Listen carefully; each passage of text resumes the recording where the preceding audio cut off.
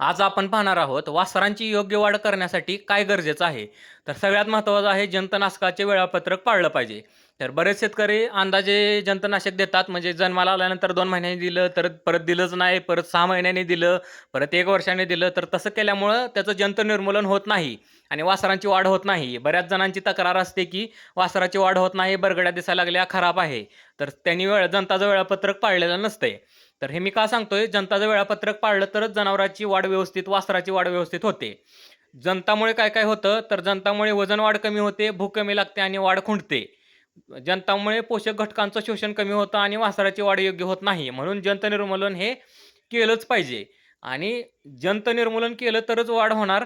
आणि दुसरं म्हणजे गाभण राहण्यासाठी जनावराच्या वयापेक्षा जनावराचं वजन महत्त्वाचं असतं. जर कमी वयात त्यानं 400 किलो वजन जरी केलं, 1.5 वर्षाचं झालं आणि काय 400 किलो वजन जरी त्याचं झालं, तरी ते गाभण राहील. पण ते 3 वर्षाचं जरी झालं आणि त्याचं वजन 150चं आहे समजा, त्याचं तुम्ही जंतचं वेळापत्रक पाळलं नाही, तर ते वजन कमी असल्यामुळं गाभण राहणार नाही. तर नियमित जंताचं औषध दिलं पाहिजे. जंत नियंत्रणात राहतात, भूक वाढते, वजन वाढ चांगली होते, रोगप्रतिकारशक्ती वाढते. तर ते मी ह्याचं टाईम टेबल सांगतो. तर वासरू 1 महिन्याचं झाल्यानंतर पहिला डोस द्यायचा. नंतर दर 1 महिन्याने डोस देत जायचं 6 महिन्यापर्यंत. 6 महिन्यानंतर दर 3 महिन्यांनी डोस देत जायचं 2 वर्षापर्यंत. आणि एकदा वासरू मोठ्या झाल्यानंतर त्याला फक्त वर्षातून 3 वेळा डोस द्यावा लागतो. उन्हाळा, पावसाळा, हिवाळा या 3 ऋतूंमध्ये 3 डोस. म्हणजेच 4 महिन्यातनं 1 डोस द्यावा लागतो. तर जनावराच्या वयापेक्षा तिचं योग्य वजन महत्त्वाचं असतं.